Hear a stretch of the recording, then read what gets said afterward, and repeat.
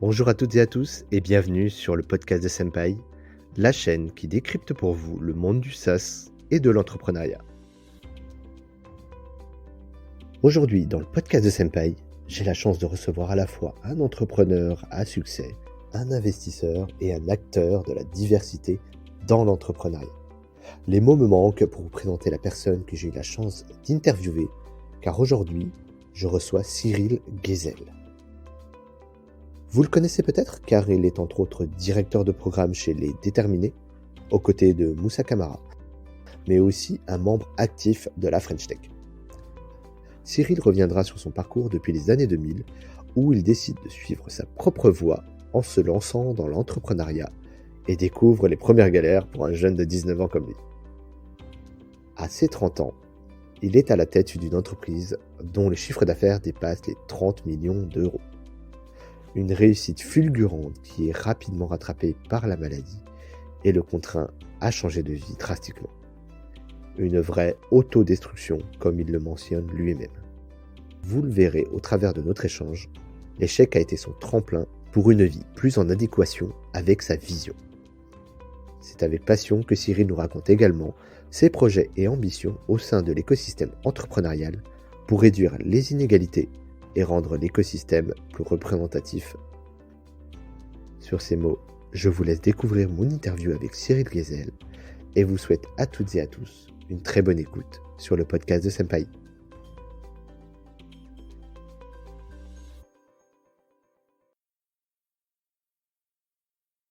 Bienvenue à toi Cyril, très honoré de t'avoir pour ces quelques minutes qu'on va partager ensemble sur le podcast. Est-ce que pour la communauté, tu peux commencer tout simplement par te présenter ? Bien sûr. Alors donc, comme dit Cyril, moi, mon cœur de métier, c'est purement l'entrepreneuriat. Il y en a, ils y viennent, ils y vont, ils repartent, etc. Moi, je suis un peu né dedans. J'ai commencé à 19 ans et là, j'en ai 35. Donc, ça fait absolument 16 ans que je suis 24 heures sur 24 dans ce domaine-là. Et quand on parle d'entrepreneuriat, c'est vraiment création de A à Z, de l'idéation jusqu'au développement international. Aujourd'hui, qu'est-ce que tu fais? Dis-moi, raconte-nous un petit peu ton actualité professionnelle.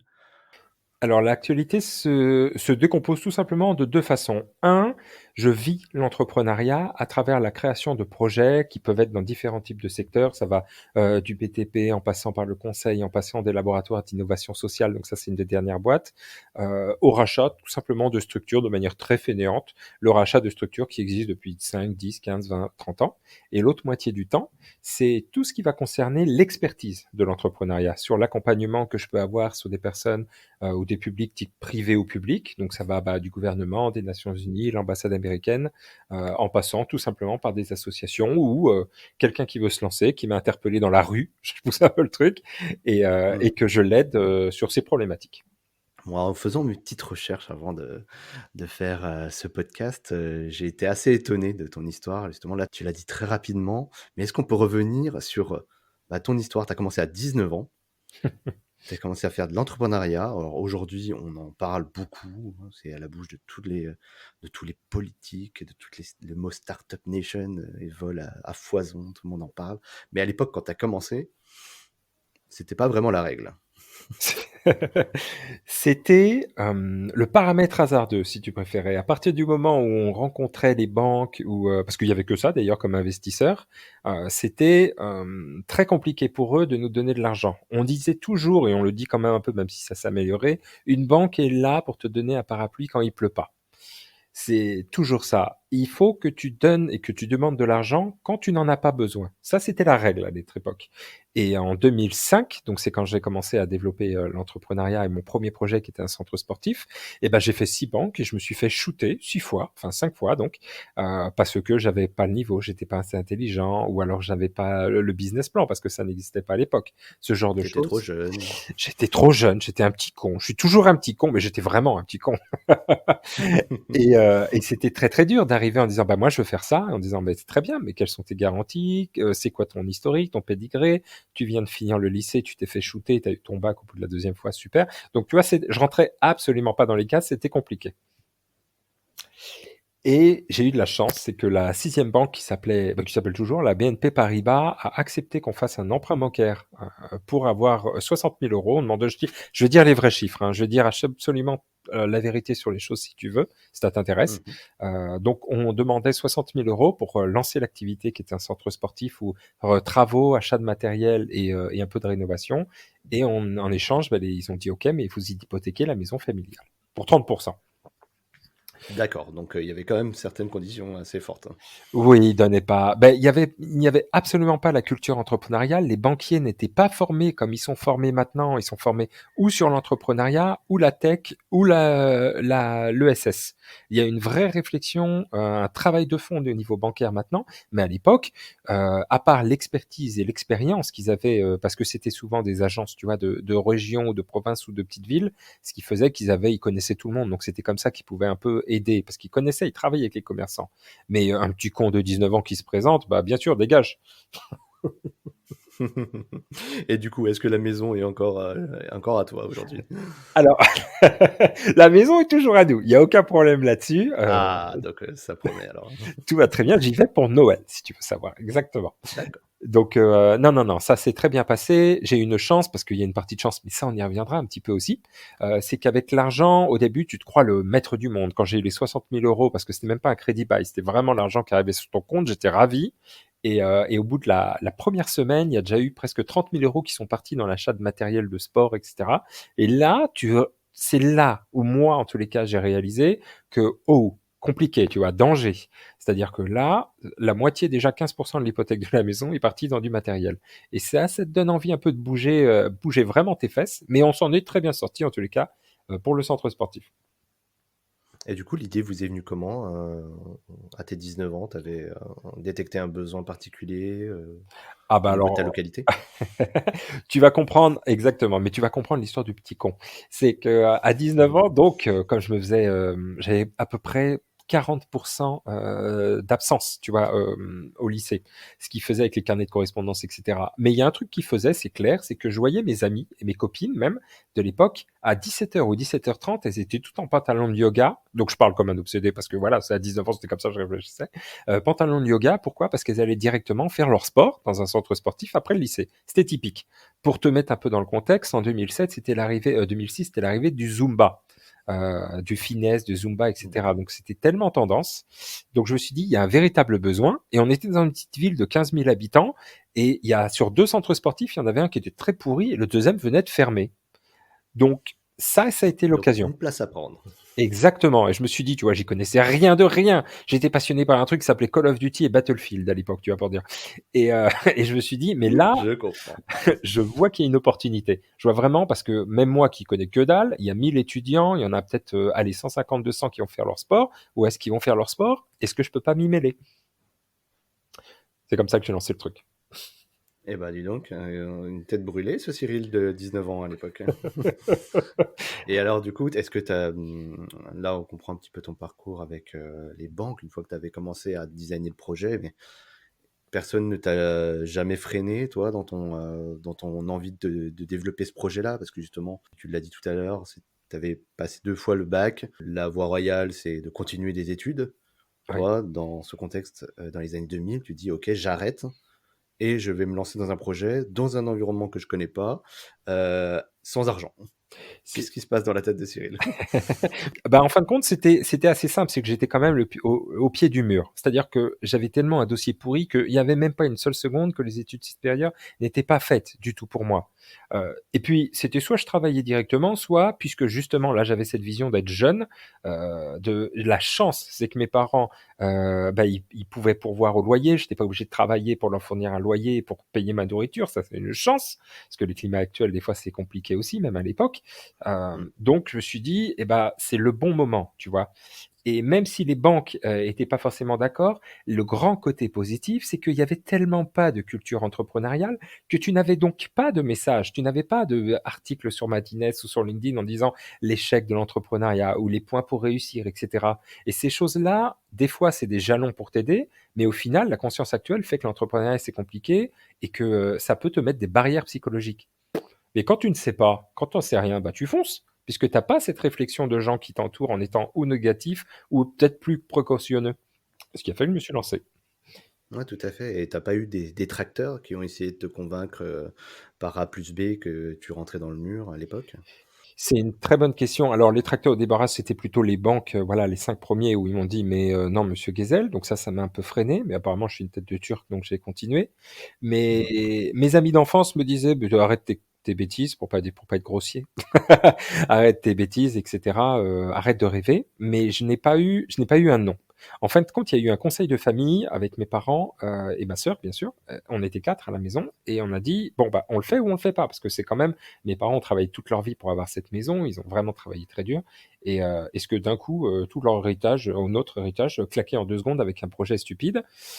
Ça a été le top départ. Mes parents étaient assez intelligents pour dire: «C'est un vrai prise de risque, mais si ça ne fonctionne pas, bah, toi ou ta sœur», donc tu emmènes ta sœur quand même dans l'aventure, «vous restez, à la maison pendant 3 ans, vous trouvez un travail et vous remp et 100 de votre salaire sera dans le remboursement de l'emprunt bancaire». C'est plutôt comme ça qu'on a D'accord. travaillé.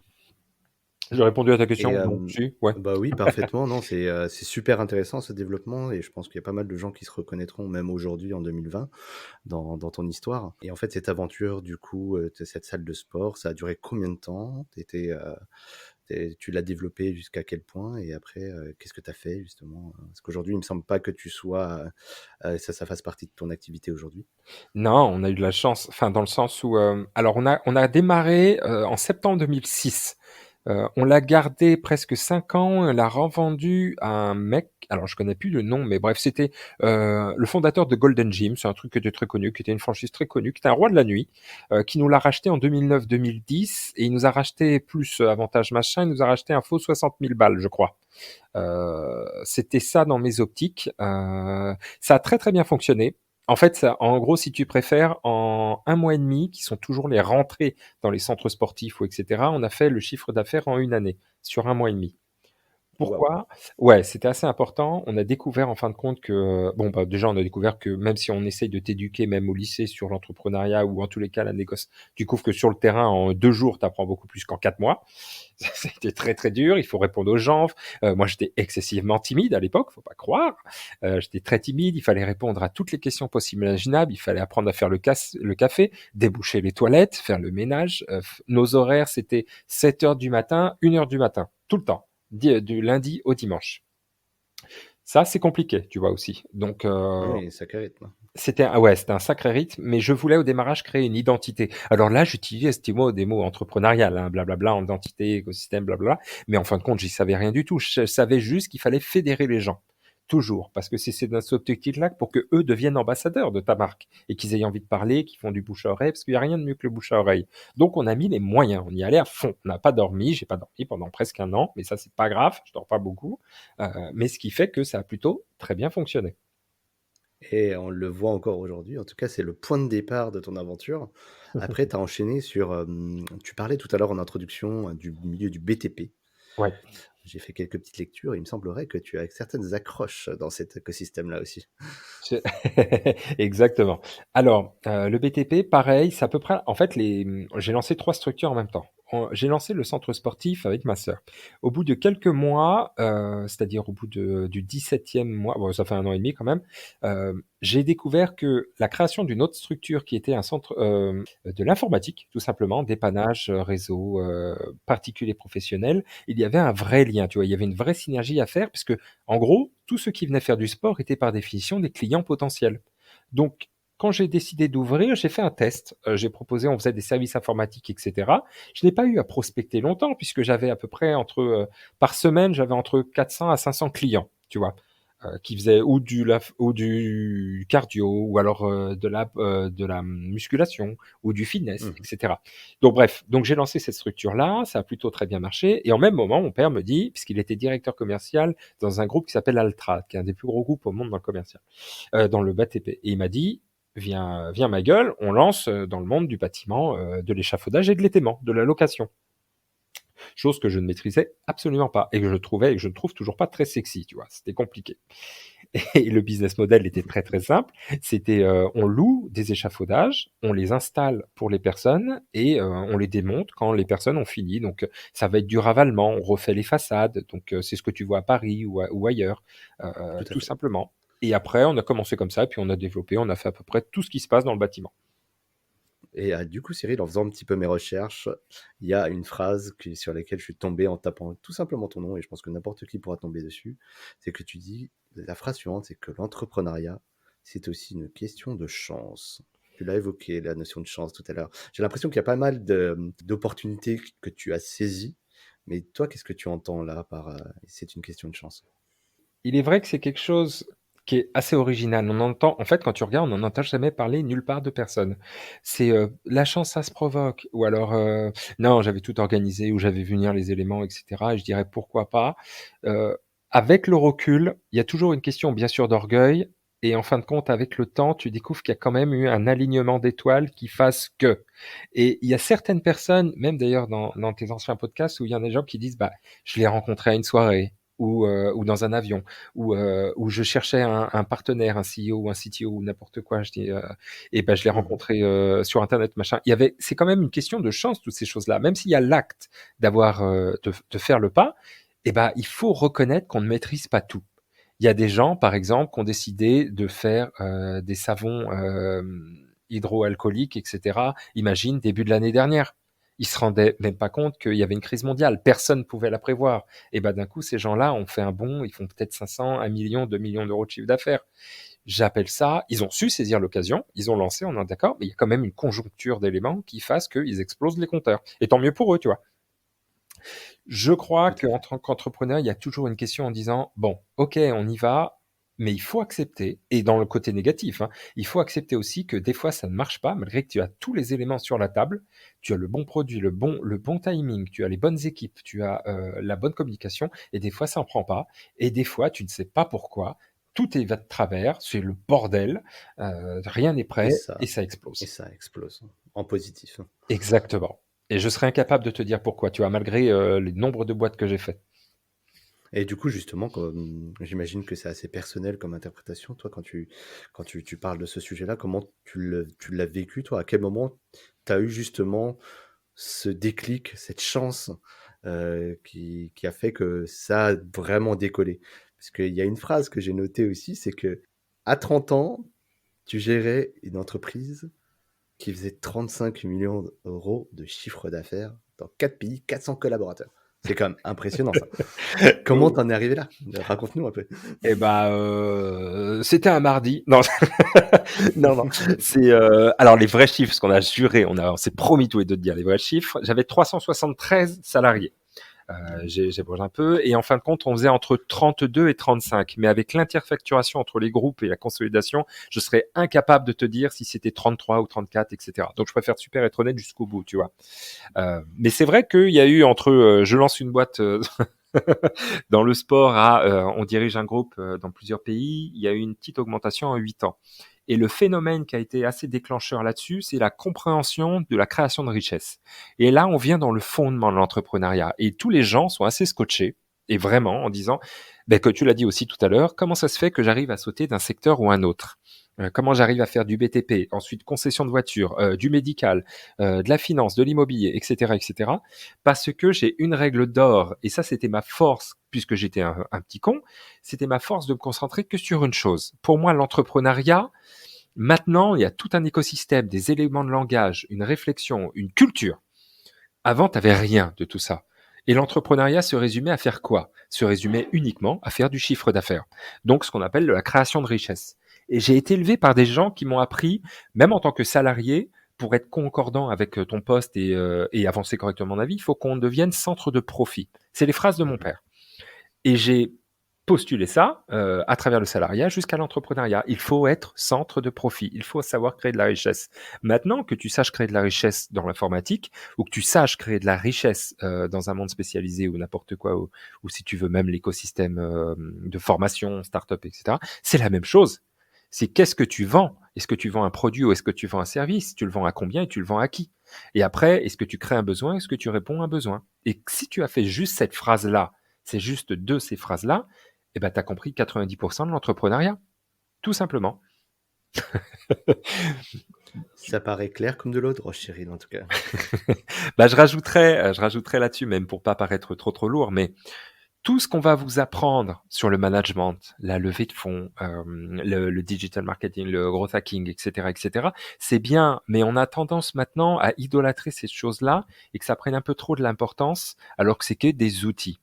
Ce ne sont pas des fins en soi. Exactement. Et en fin de compte, il n'y a qu'une optique, c'est la création de richesse. Et tout le reste, c'est fait pour t'accompagner. Et le souci, c'est que les gens se concentrent, parce qu'ils sont futés, parce qu'ils sont experts dans un métier, parce qu'ils découvrent, et parce qu'ils sentent les choses, mais des fois, c'est pas bien aussi, sur la création du logo, ou alors, je ne sais pas manager, je ne sais pas je ne sais pas gérer mon associé, etc. Mais ça, comme tu l'as dit, c'est pas du tout une fin en soi. Et c'est pas le but de l'entrepreneuriat. Eh ben écoute, super learnings en tout cas, je pense que ça parlera à pas mal de monde, ce petit conseil que tu viens de nous donner à tous. Et il y a une phrase aussi qu'on a évoquée un peu en off tout à l'heure et qui moi m'a un peu interpellé. C'est justement, on parlait du bonheur et être heureux au travers de ce qu'on fait au quotidien. Et tu me disais, la vision empêche l'autodestruction. Oui. Est-ce que tu peux nous expliquer un petit peu pourquoi cette phrase, la vision empêche l'autodestruction? Tout simplement parce que je me suis toujours juré, en fait, comme j'ai été traité, je vais pas dire de grossièreté, mais j'étais maltraité au lycée.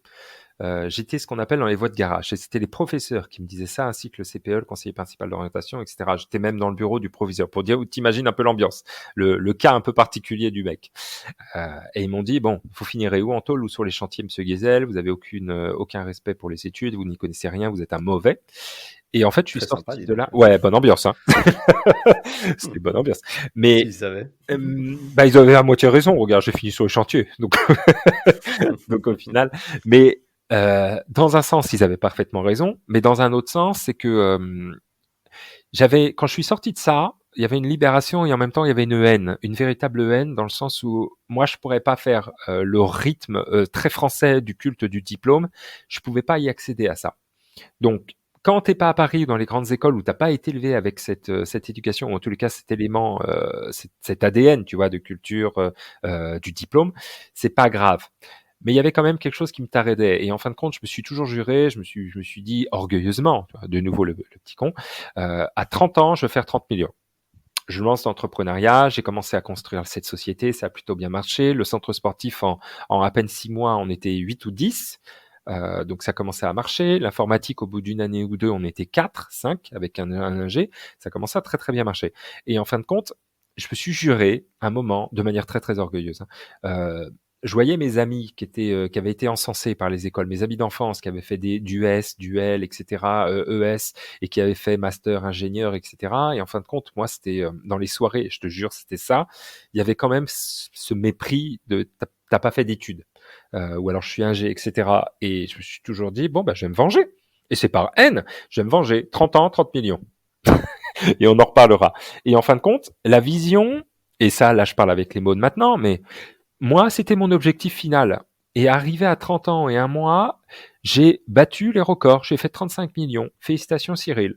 Par contre, ça, c'est ce que j'ai gagné. Qu'est-ce que j'ai perdu? J'ai perdu presque absolument tout de qui j'étais, de mes valeurs, de ma réflexion, de mes amitiés, de jusqu'où j'étais allé, tu vois, pour arriver à ce stade-là. Et Tu avais fait beaucoup de sacrifices pour le coup. j'avais du sang sur les mains, j'ai fait énormément de sacrifices. Avant de me lancer dans l'entrepreneuriat, donc le centre sportif, j'ai fait 6 mois de mission humanitaire en Europe. J'ai aidé à construire des maisons, j'ai donné à manger à des SDF, j'ai discuté avec eux, j'ai passé vraiment beaucoup de temps avec eux. J'ai vu la misère, la véritable misère. Et c'était des gens, déjà ça m'a retiré un peu l'orgueil de, tu vois, il faut faire ci, il faut être ça, les études s'y fait. Non, j'ai rencontré des gens qui étaient brillants, mais ils ont été détruits par l'alcool, par les problèmes de la vie, par la famille, etc. Et en fin de compte, j'avais cette optique-là, j'avais cette vision-là, je peux considérer que j'étais un mec bien. Oh bah purée, à mes 30 ans, la manière dont je manageais, la manière dont je dirigeais, ce que je faisais pour avoir les marchés, je peux te promettre que c'était très très compliqué d'avoir une éthique, d'avoir des valeurs et de continuer à faire ça. Quand vous dirigez une dizaine de personnes à 20 ans, bon, pas simple. Quand vous dirigez, même une personne, hein, pas simple. Quand à 25 ans, vous dirigez des gens où la moyenne d'âge, ils sont 2 fois plus vieux que toi, et à 30 ans, quand tu diriges 400 personnes, et ton travail, c'est de discuter pour faire alors je dis des levées de fonds, mais des emprunts bancaires, etc., d'1,5 million, de 2-3 millions d'euros, et vous discutez avec le numéro 4 de la BNP, ou etc., qui était très agréable, il faut que vous acceptiez de mettre contrepartie sur la balance quelque chose d'orgueilleux, ou en tous les cas une image, une légitimité, une identité, mais ça on en reparlera. Et je me suis totalement perdu. J'avais tellement pas la vision. Pour moi, la vision c'était 30 millions, mais en fait c'était pas une vision, c'était un objectif. Et quand je suis arrivé à ce niveau-là, et que j'ai eu mes problèmes cardiaques, quand j'ai eu des problèmes familiaux, quand j'ai eu mes amis qui m'ont trahi, mais ça on en discutera aussi, et qu'ils ont essayé de voler mes boîtes, j'ai découvert que je roulais et que je me suis cramé et que j'ai perdu tout ce qui me faisait de moi, entre autres, un être humain avec des belles valeurs, pour arriver à un but, mais qui était futile. Alors on dit toujours, ok, l'argent, c'est les gens qui ont de l'argent qui peuvent se permettre. Nanana. Non, je n'ai vraiment pas eu. Quand j'ai lancé les boîtes, j'avais 1,50 € pour manger par jour, je m'en souviens encore. C'était très compliqué. Et pourtant, j'ai explosé en vol. Tu vois, à mes 30 ans, j'ai explosé en vol. Et, et ce que je pousse, et je finirai juste là-dessus, excuse-moi, c'est très très long, c'est Non, que je t'en prie. la vision, quand on parlait justement de la vision et le bonheur, j'ai réalisé sur mon lit que je n'étais absolument pas heureux. J'avais tout ce que techniquement j'ai toujours voulu avoir, mais ma vision n'était pas une vision agréable, c'était pourri. C'était pourri. Et en fin de Et compte, justement, tu le disais tout à l'heure, il y a un événement quand même assez personnel qui t'est arrivé, qui a aussi un peu poussé ce sujet, toi, en tout cas, à t'ouvrir les yeux sur ça, c'est que bah, tu as quasiment, entre guillemets, frôlé la mort quand même, j'ai envie de dire. il est vrai que quand on maltraite son corps, il arrive un moment ou un autre, ça lâche. Quand tu vis avec les nerfs et quand tu diriges, au bout d'un moment, c'est rigolo l'entrepreneuriat, il arrive un moment, ça l'est plus du tout. Parce que tu passes ton temps, et ça, je conseille les entrepreneurs et entrepreneuses de se préparer aussi un peu psychologiquement. Au final, tu passes plus ton temps à arriver à un moment à manager les gens, à faire que l'opérationnel fonctionne, que continuer à avoir une vision et continuer à développer l'activité en elle-même. Et ce temps-là te prend 24 heures sur 24 sur temps. Tu vois, moi, imagine 400 personnes, enfin 373, compliqué à gérer à l'instant T. Ce qui fait que il y a des palliatifs. J'avais pas le temps de faire du sport, donc en plus je grossissais. J'adorais la nourriture. Je faisais à peu près 12 restaurants par semaine, minimum. Tu vois, D'accord. c'était assez compliqué. Midi et soir, déjà, j'étais au restaurant tout le temps, absolument tout le temps. Et puis des fois le matin. Et donc j'avais une hygiène de vie très mauvaise. Et en fin de compte, le soir, je n'arrivais pas à dormir. J'avais des migraines à en crever. J'avais des médicaments, je m'en souviens encore. Ils me coûtaient 9 € la pilule. T'imagines? Donc, Waouh. ouais, c'était assez compliqué. J'étais tellement HS, j'étais tellement malheureux, j'étais tellement embroyé que je prenais ces pilules-là avec un fond de verre de vodka. Et mon travail, c'était de perdre connaissance. C'était de perdre connaissance, tu vois, pour dire, parce que j'avais tellement mal et j'étais tellement bricadé, j'avais des migraines ophtalmiques et j'avais ce qu'on appelle, je sais même plus les noms, tu vois, mais c'est un nerf qui Mhm. te traverse, qui traverse l'œil et c'est comme si tu avais un coup de couteau dans l'œil. Donc, à mes 30 ans, un mois, problème, infarctus du myocarde, début d'infarctus du myocarde, cicatrice sur le cœur. Tu sens ton cœur brûler, au sens littéral du terme. Tu n'arrives plus à parler, tu te sens très très mal. Je n'ai pas fait, tu sais, dans les films, je suis pas tenu l'épaule, machin, truc bidule. C'est juste que je n'arrivais pas à parler, je n'arrivais même pas à utiliser une télécommande, tu vois. Je m'énervais là-dessus. Et là, il a fallu que je change de vie quand j'ai rencontré les médecins, etc. Il a dit, bah, écoute, c'est soit ma gueule, soit tu changes de vie dans 6 mois, sinon, dans 6 mois, t'es plus là, c'est fini, t'es mort. Et alors, du coup, comment est-ce que tu as géré ça? Ça s'est passé comment la vie d'après? Très compliqué. C'est vraiment très compliqué. Quand tout ton univers et en fait tu découvres est négatif et malsain, mauvais pour toi, et ben tu découvres qu'il faut changer de vie. Mais moi je savais rien faire d'autre. Je savais vraiment rien faire d'autre, tu vois. Donc il a fallu que pendant une année, j'ai mis une année déjà physiquement à m'en remettre. C'est-à-dire que on a vendu les structures. Là j'ai découvert tout l'univers de la vente, des grosses structures, des boîtes qui te rachètent pour foutre les gens en dépôt de bilan, pour acheter uniquement le matériel. Imagine quand on a vendu juste le côté bâtiment, on avait 1 million de tonnes de matériel. Donc c'était assez gros, tu vois. Mhm. Le côté bâtiment faisait à peu près 15 ou 16 millions d'euros. Donc ça, c'était énorme. Et après, il y avait toutes les structures qui faisaient entre 1 ou 2 millions d'euros. Donc là, il y avait les requins, il y avait tous ces gens-là, des gens qui te signent, qui te disent OK, et en fait, ils rachètent la boîte, ils te virent tous les salariés. Donc ça a été très, très dur. C'était une année terrible. En 2014-2015, c'était une année terrible. Après, plus tu fais de l'argent et que tu es entre les pays, plus en plus tu as des contrôles fiscaux. C'est-à-dire, j'ai eu contrôles fiscaux, j'ai eu contrôle URSSAF, j'ai eu perquisition, etc., etc., parce qu'ils ne comprenaient pas pourquoi on vendait et comment ça se fait que les mouvements bancaires allaient de gauche à droite. Tu vois, ça aussi, c'était festival. Et en Mhm. plus, il fallait que je fasse attention parce que j'avais une santé à en crever. J'étais vraiment pas bien. Donc, tout cet univers-là et ce moment-là est terrible. Mes amis d'enfance, deux de mes amis d'enfance m'ont volé mes boîtes, on en volé deux. J'en ai pas mal. Ils m'ont volé deux sociétés quand j'étais à terre. Et je pouvais plus y activer parce que j'avais des problèmes et que j'étais éloigné de tout ça, tu vois, avec mon cœur ou etc.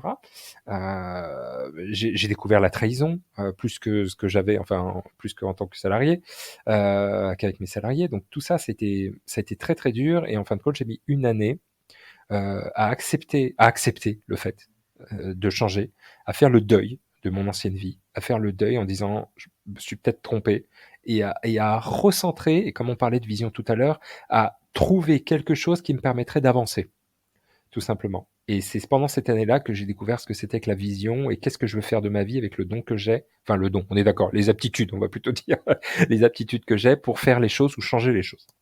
Ah, d'accord, je comprends mieux du coup la phrase "la vision empêche l'autodestruction". Exactement. Non, ben écoute, merci beaucoup Cyril, c'est un témoignage assez poignant, je m'attendais pas à ça. Et waouh, quelle histoire. Et justement, quelle était cette révélation que tu as eue au bout d'un an? C'est quoi la vision aujourd'hui qui te porte et qui fait que tu as pu te relever de cette histoire assez tragique finalement euh, aujourd'hui? En 2015, je me suis dit qu'est-ce que je sais faire? Je sais faire qu'une chose et je veux faire qu'une chose, tu vois? Donc, je me suis dit au démarrage, j'avais pas de vision. Je me suis dit bon bah puisque j'ai plus le droit de toucher à l'entrepreneuriat, sinon je claque parce que voilà, ou je crée des petites boîtes ou je vais me mettre au service des gens. Et en fait, par hasard, mais vraiment par hasard, il y avait des amis de la famille qui avaient une maroquinerie. Et il leur restait, mais alors légalement, enfin trésoriement, historiquement, Mhm. factuellement, 4 mois de trésorerie avant qu'ils déposent le bilan. Ils avaient 4 salariés, eux, ça faisait 10 ans qu'ils travaillaient dessus, et ils n'avaient pas fait n'importe quoi. Tu vois, on parlait des malchances. En 2015, en plus, il y a les attentats, etc., etc. Et eux, ils se retrouvaient près des Halles. Leur boutique était près des Halles. Et en fait, c'était une des rues qui était les plus commerciales qui peut exister en France. Elle était tellement cotée, tu vois, que le loyer, c'était terrible tous les mois. Et du jour au lendemain, avec les halles qui ferment pour la rénovation pendant 4 ans, il y a 60% des personnes qui s'en vont. Il y a les attentats, donc en plus les gens ne sortent plus. On en parle très très peu, mais économiquement, les gens n'achètent plus quand il y a les attentats. Ils osent plus sortir, tu vois. Donc ces gens-là avaient pas fait de bêtises, mais ils étaient en difficulté. Et donc je suis rentré par hasard dans le conseil. Pendant une semaine, je me suis tué. Et ensuite, j'ai regardé si je pouvais pas accompagner et en tous les cas les aider à remonter la pente. Et j'ai adoré. J'ai vraiment adoré. Et j'ai accompagné que les personnes, un, auxquelles je crois, et de deux, auxquelles je crois en leurs produits. C'est-à-dire qu'il faut qu'ils aient des valeurs et je crois en leurs produits. Et c'est comme ça, tu vois, que j'ai commencé doucement à arriver à faire une transition entre l'entrepreneuriat et l'accompagnement là-dessus. Donc ça a été l'un de mes premiers clients. Eh ben, super. Et ce client existe toujours? On Alors, peut aller le voir? ouais, exactement. Ces clients existent toujours. Tu peux aller voir. Il a été racheté par. Il l'a vendu en fait. Donc il existe toujours, mais D'accord. il l'a vendu. Et c'est Naténine. Il a été racheté par un truc qui s'appelle Naténine ou un truc comme ça. Mais vous pouvez le trouver. C'est rue Montmartre à Paris. Il existe toujours. Eh ben écoute, on ira voir. On ira Et, voir. Donc on pourra voir la société que tu as sauvée à l'époque où c'était compliqué. bah, ils font le boulot, tu sais. Enfin, je veux dire, j'accompagne, je fais un petit coup de pouce, mais respect aux dirigeants et aux dirigeantes, tu vois, qui maintiennent le cap et qui se battent tous les jours, surtout dans les périodes style Covid, etc. C'est assez chaud. Donc, c'est comme ça que j'ai commencé un peu à me rééduquer, mais j'avais toujours des automatismes d'autodestruction terribles. Donc, je commençais à accompagner une personne, deux personnes, trois personnes, et la quatrième personne était une start-up. Et là, j'ai découvert, merde, c'est quoi une start-up? Qu'est-ce que ça marche? J'étais terrifié, tu vois. Pourtant, avec mon historique, bah, j'étais terrifié parce que j'étais en territoire connu, terrain incognita, tu vois. Et donc, ils m'ont expliqué, Tout à fait. c'était compliqué, tu vois, technologie, développer une application mobile, etc. Donc je trouvais ça très cool, parce que bon, j'avais 31 ans, donc ça va, j'étais tendance, tu vois, j'étais pas 75 balais. T'étais pas encore has-been. Ouais, pas trop. J'adorais la tech, je kiffais ça. Donc ça allait. J'étais pas has-been. Donc j'ai compris, j'ai aidé, on a aidé à développer, etc. Et j'ai beaucoup apprécié. Et en fin de compte, il y a deux choses qui se sont apparues. Un, j'aimais beaucoup faire ça, mais je sentais le piège de m'enfermer dans l'accompagnement, tu vois. Et j'avais tellement peur, et je me suis toujours dit, si je fais que de l'accompagnement pendant une année, je ne peux plus accompagner parce que je suis devenu has-been, tu vois. Il faut avoir le frisson de l'entrepreneuriat pour pas perdre les automatismes. Donc ça, c'était la première Tout à chose, fait. tu vois, que je me suis dit. Et la deuxième chose, j'ai découvert que les questions qu'ils me posaient, pour moi, ils avaient fait Master 2 HEC, tu vois, un Master 2 machin, truc bidule, Polytechnique et tout. Et quand quelqu'un n'a absolument fait aucun diplôme, aucune étude, rien, et que tu rencontres des gens qui sont selon les catégories et où la réflexion française, à l'échelle même, à la très très haute échelle de l'estime, de la valeur, parce que c'est quelqu'un, parce qu'il a fait un diplôme. Et ben là, j'ai eu le choc des cultures. C'est-à-dire que ça a été, pas soi-disant, ça a été des gens extrêmement brillants dans les cultures sur le suivi pédagogique et de diplômante en France, mais en fait, sur le niveau entrepreneuriat, c'est une catastrophe. Une véritable catastrophe. Je parle pas des gens eux-mêmes, hein, de leurs valeurs ou etc. Je parlais juste de leur expertise en entrepreneuriat. Et donc, bah, j'ai commencé à les accompagner. J'ai rencontré une société, deux sociétés. Merde, j'ai rencontré des masters d'entrepreneuriat, tu vois, de l'HEC, de l'ESSEC, de l'SCP. Je me suis dit, mais qu'est-ce qu'ils foutent? Qu'est-ce qu'on leur apprend dans les écoles? Parce que ils me posent des questions style comment manager. Une des premières questions que j'ai eues, c'est comment manager ou comment on crée de la richesse. Et je me suis dit, mais t'as pas étudié ça pendant 3 ans? Tu vois, je tombais de haut, tu vois. Mhm. Et en fait, ça a été une des débuts des pierres angulaires de la construction de la vision que je fais tous les jours maintenant depuis à peu près 2 ans.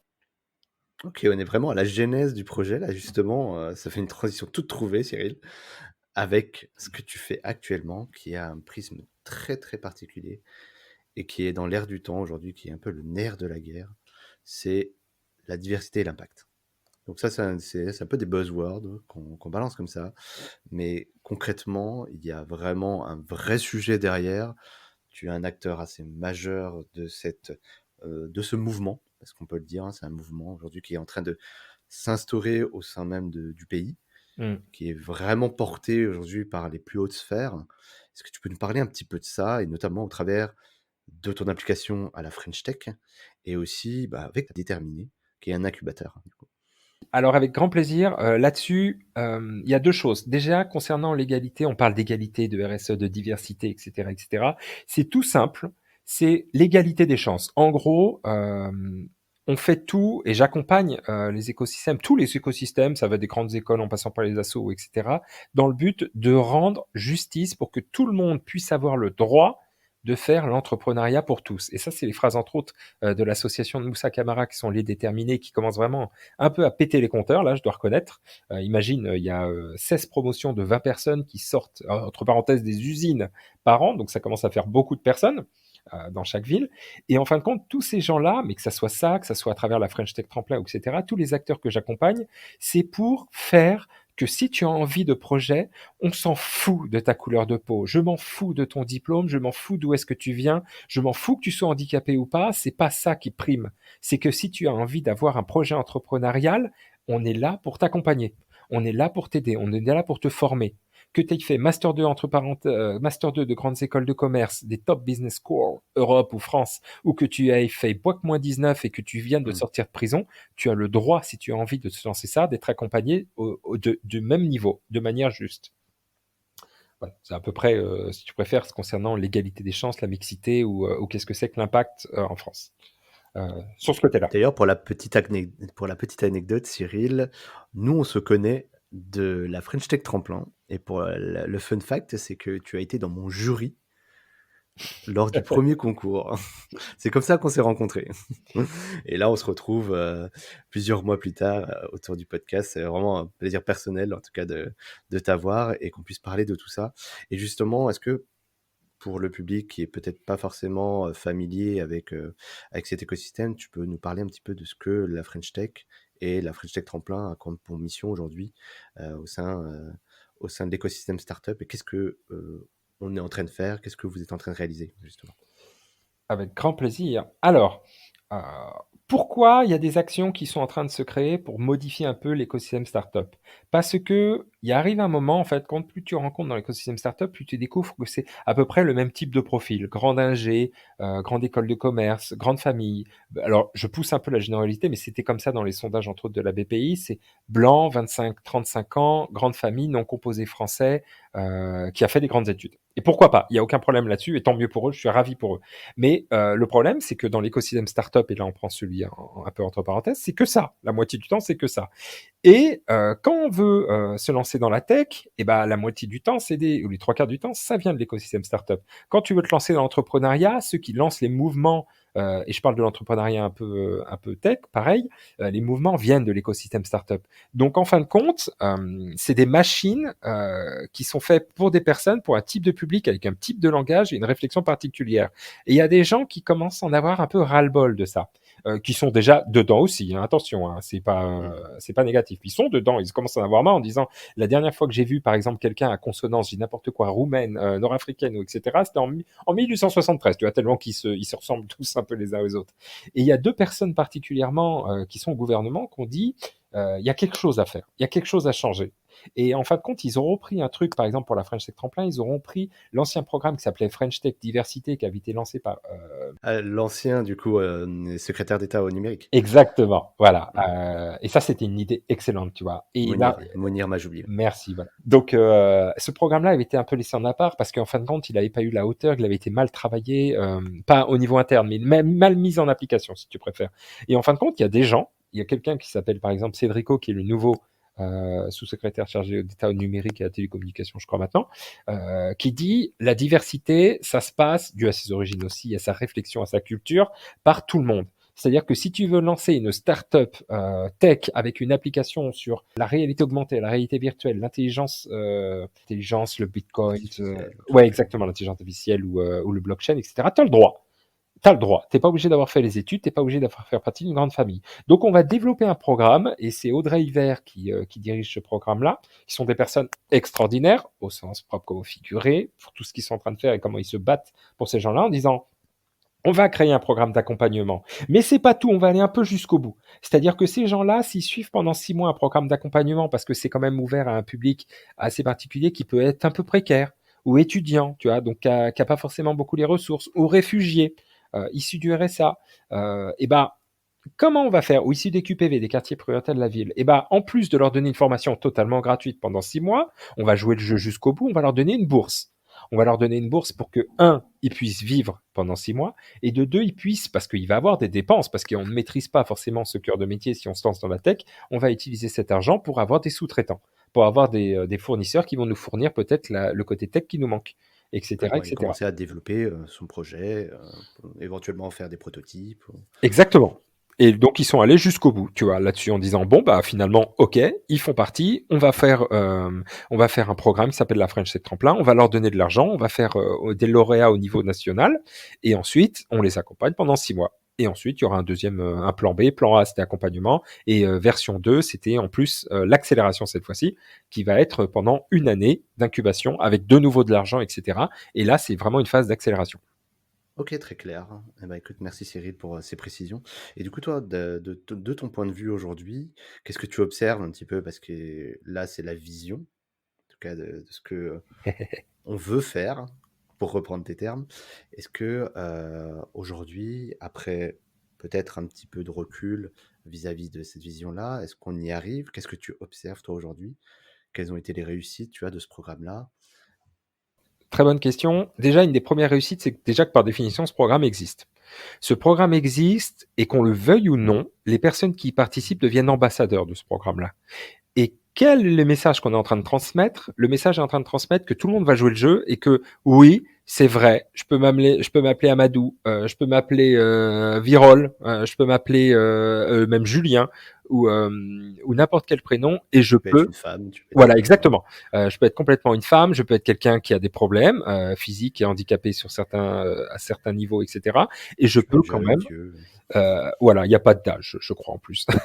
Mais je peux me lancer dans la tech, et je peux avoir un accompagnement aussi bien de qualité que des personnes qui sont peut-être un peu mieux privilégiées que moi, ou qui sont un peu mieux nées, ou en tous les cas, ou peut-être qui se sont battus, tu vois, toute leur vie pour avoir aussi un meilleur diplôme, etc., etc. Ça, il faut pas, on va pas généraliser non plus là-dessus. Bien sûr. Donc, ce programme-là, par définition, est une vraie valeur parce qu'il est en train de dire, ouais, la chance pour tous, l'entrepreneuriat pour tous, la tech pour tous, et la diversité, l'intelligence entrepreneuriale, eh ben, elle peut être dans les quartiers, elle peut être dans les régions, elle peut être n'importe où, elle peut être due aux origines, etc. Il n'y a pas un grand type d'entrepreneur ou d'entrepreneuse, spécialement d'entrepreneur d'ailleurs en France. Tout à fait. Écoute, c'est très clair. Et comment tu vois un petit peu l'avenir vis-à-vis de ces sujets-là? Est-ce que ça va pas être juste des buzzwords, des hashtags, comme Kat Burlangan souvent le dit, c'est que bah, très souvent c'est un hashtag et les gens profitent de ce mouvement pour s'y accrocher, mais finalement il n'y a pas vraiment de concret qui sont effectués, ce qui n'est pas ton cas, bien entendu, on le comprend bien, toi tu es vraiment acteur de ça.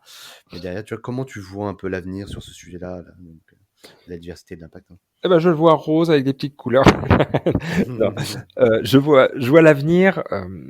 Écoute, moi, je le vois à mon niveau, en fin de compte, puisque, comme je t'ai dit, je suis à mi-temps avec les déterres et je suis à mi-temps avec l'écosystème. Et ma force, c'est d'être un peu partout et de travailler avec des gens.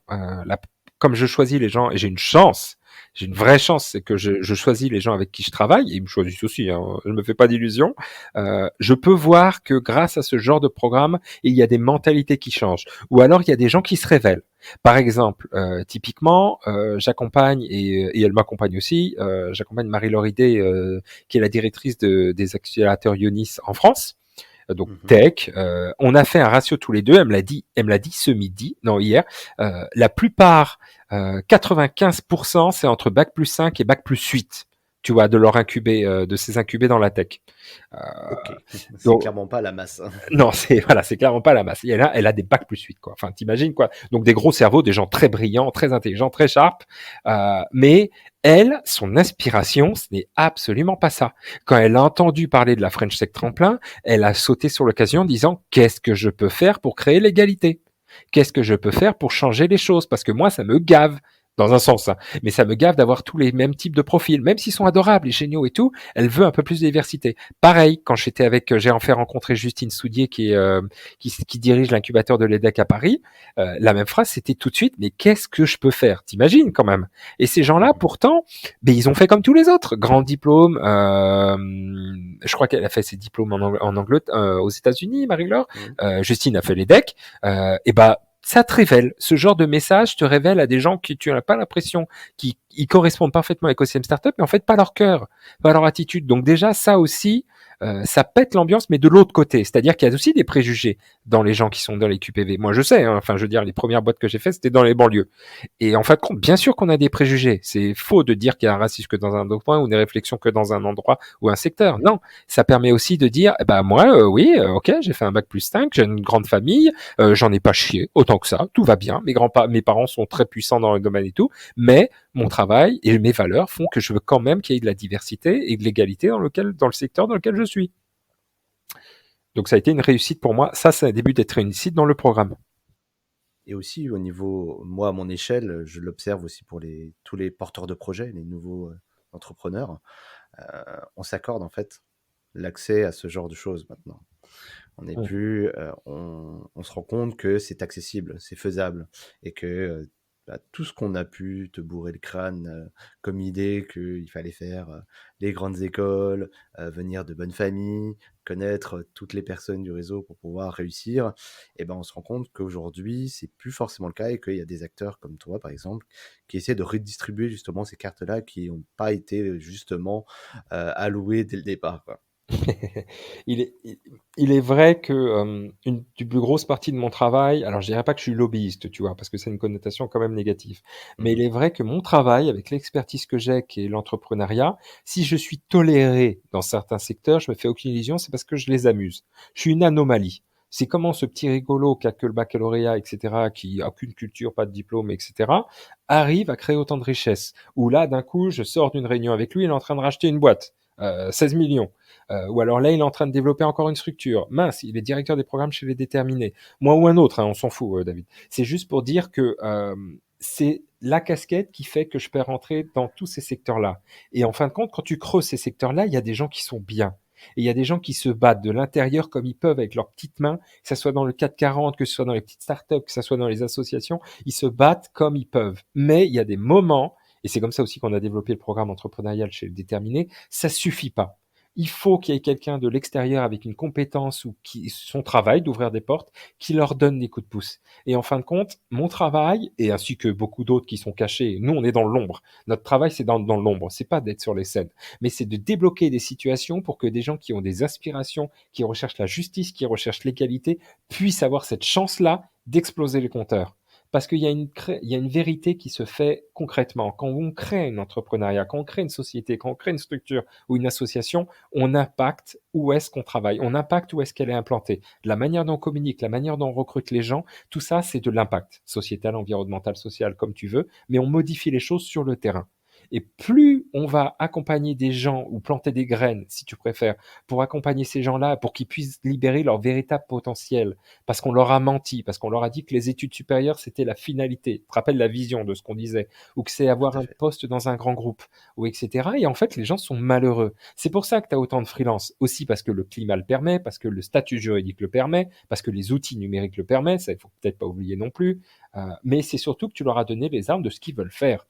Et moi, mon travail, ainsi que d'autres, c'est de tout faire maintenant que j'ai une vision, maintenant que ce que j'ai vécu, c'est l'enfer et la mort, c'est vraiment que, des gens ne vivent pas ce que j'ai vécu, parce que l'entrepreneuriat est un acte terrible qui va impacter tes relations, ta famille, ta santé, ton temps, ton argent, ton futur, tes amitiés. Et donc les préparer psychologiquement et physiquement et mentalement à être entrepreneuse et entrepreneur. Et la deuxième chose, c'est vraiment de leur ouvrir des portes. Quand quelqu'un a une idée, quand un Moussa Camara a une idée qui veut s'implanter un peu plus dans la tech, notre travail, c'est de faire un programme pédagogique pour qu'ils puissent accueillir des personnes issues de la French Tech Tremplin. Quand Audrey Hiver se bat bec et ongle pour qu'il y ait une véritable égalité, alors qu'elle a fait Harvard dans mes souvenirs, etc., tu vois, elle correspond parfaitement au projet, le gouvernement, elle correspond parfaitement à la réussite. Et ben, elle bout de l'intérieur, là je me permets un peu de se parler, mais c'est avec mon petit point de vue, elle bout de l'intérieur en recherchant l'égalité, en recherchant la mixité, la diversité. Et ben, ça, c'est mon travail, ainsi que d'autres, de tout faire pour que cette personne-là, et ben, elle réussisse à 100%. Parce que tous ces gens-là, c'est des ambassadeurs de la justice. Voilà. Bah, je pense qu'on peut tous s'aligner sur ton discours et en espérant que demain, bah, ce soit plus évident, en tout cas. Parce que là, aujourd'hui, on est en train d'essayer d'enfoncer les portes et que demain, bah, les générations futures puissent en bénéficier, que ce soit plus représentatif, en tout cas, du monde, en tout cas, l'écosystème entrepreneurial au niveau de la France, quoi. Je pense on arrive bientôt au terme de ce podcast. C'est passionnant, en tout cas, ce que tu nous as partagé, à la fois dans ton expérience perso et par rapport à ton combat du quotidien. Peut-être tu as un peu abordé le sujet, mais nous dire un petit peu tes actus, toi, chez les déterminés et même dans l'écosystème. Quels sont un peu tes actus? Alors, très bonne question. Alors, concernant les déterminés, c'est assez cool tout ce qui est en train de se passer. Imagine qu'en un an, on est passé de 4 personnes à presque 20. On Mhm. se développe dans les régions. Au début, c'était une promotion de 5 personnes à Cergy. Maintenant, on a des promotions de 20 personnes dans 14 villes différentes. Donc, c'est assez cool. On a des nouveaux partenaires. Et tout ça, on n'a pas pris la folie des grandeurs, hein. C'est juste parce que notre programme fonctionne et on s'attache sur 2 points. L'entrepreneuriat. Et on a découvert qu'au bout de 6 mois, bah, il y a peut-être 30% des personnes qui ont découvert que l'entrepreneuriat n'était pas fait pour eux. Et heureusement, parce que sinon, ça me ferait un peu flipper. Tu vois. Mais en fait, ils ont acquis, au bout d'un moment, ils ont acquis une employabilité qui est assez grande. Parce qu'ils ont vu tous les domaines en version accélérée par des experts, des véritables experts. On prend des gens, par exemple, tu vois, qui ont plus que 3 ans minimum d'expérience. Et moi, je les teste. Quand j'ai des serial entrepreneurs, entre parenthèses, je leur demande leur cabis et je demande leur bilan. Tu vois. Et là, ça calme. Tu vois.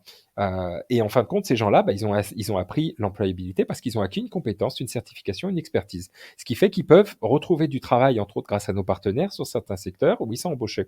Donc, on part sur ça et on part sur l'entrepreneuriat encore plus, un peu avec la tech même, sur les déterminés à ce niveau-là. Donc, 2021, ça va être festival. Et, et personnellement, Là, je suis un peu fort, je dois reconnaître. Je t'en avais parlé très très vite fait, c'est signé, on signe dans 10 jours. Je suis en train de racheter un monstre qui fait 14 millions d'euros, entre 14 et 16, parce qu'il y a le carnet de commandes qui a été finalisé pour 2021. Donc en plus, la crise va bien. C'est dans le bâtiment, elle fait un peu tout dans le bâtiment, mais c'est surtout elle est fonctionnelle. Il y a une équipe fonctionnelle, elle fait de l'argent, tout va très très bien. Bon, c'est peut-être pour ça aussi que je la rachète. Ce qui fait que à travers cette structure-là, là, on va pouvoir encore plus s'amuser à travers les déterminés, à travers des autres partenaires, à travers mes coups de cœur de certaines personnes. J'appellerai pas ça un fonds d'amorçage ou un fonds d'investissement. Je ne me permettrai pas, tu vois. Mais on va utiliser cette structure-là, on va utiliser l'argent que va créer cette espèce de vache à lait pour pouvoir créer vraiment, véritablement des programmes à impact, comme je l'espère, comme je l'aime. C'est-à-dire que c'est peut-être des fois dans l'ombre, il y aura peut-être pas de nom, on s'en fout. Mais c'est surtout que à travers ces structures que je suis en train de développer à gauche à droite et les personnes que je suis en train d'embaucher, il va y avoir une véritable accélération à certains moments pour certaines personnes sur certains produits qu'on pense à. Ça va être des fondations de vêtements, ça va être de latex, ça va être des machins. Et le but du jeu, c'est que ces gens-là, on va tester, on va s'amuser avec eux et eux vont s'amuser avec nous et on va voir jusqu'où on peut aller pendant 1 année et demie d'accompagnement. Bah, quelles actualités, Cyril? On ne t'arrête pas, on ne t'arrête plus. Oh bah, tu sais, c'est le Covid, hein, je m'ennuie. Non, je plaisante. C'est un beau message en tout cas pour tous les entrepreneurs, c'est que il faut savoir rebondir et le Covid nous donne des milliers de raisons de baisser les bras, mais on voit bien que par ton parcours et tes actions, il y a quelque chose à prendre en tout cas à chacun en tant qu'entrepreneur. Et justement, tu disais que tu étais un peu dans l'ombre, mais est-ce qu'on peut quand même te contacter, Cyril, si on veut échanger avec toi? Bah, bien sûr, j'ai LinkedIn. Qu'ils n'hésitent pas. Je dois reconnaître que je fais un petit peu moins de conseils ces temps-ci parce que voilà, je finalise pour jusqu'à janvier le lancement de la nouvelle structure. Il faut qu'elle soit quand même opérationnelle assez Bien rapidement. sûr. Mais sur LinkedIn, tu réponds du coup à Ouais, tous non, les honnêtement, connects je si on réponds. te sollicite. Je réponds très honnêtement, je réponds toujours parce que je trouve que c'est impoli et que s'il y a des gens qui envoient des messages, par respect, il faut leur répondre. Mais des fois, je mets quand même quelques jours à répondre, mais je réponds toujours. D'accord, bah écoute, je me permettrai de mettre toutes tes informations en description du podcast si tu veux bien. Si tu veux, avec plaisir. Eh bah c'est super. Bah écoute, Cyril, on a passé une petite heure ensemble et ça a été passionnant. À titre personnel, j'ai appris énormément de choses et ton témoignage est poignant et je pense que les auditeurs partageront mon sentiment. Merci encore infiniment pour ton temps, qui je sais être assez précieux. Donc faire en sorte que justement on sorte un peu de l'ombre en diffusant ton message qui est très prometteur. Avec grand plaisir. Merci beaucoup, David, de m'avoir reçu. Très bonne continuation en tout cas, Cyril. Salut. Salut. Merci d'avoir suivi cet épisode du podcast de Senpai. Si vous souhaitez soutenir la chaîne, rien de plus simple, partagez ou tout simplement parler du podcast autour de vous. Cela sera d'une grande aide, je vous l'assure. Nous vous donnons rendez-vous pour le prochain épisode et si vous ne pouvez pas attendre, une seule adresse www.senpai.io pour écouter d'autres témoignages passionnants. À très vite sur le podcast de Senpai.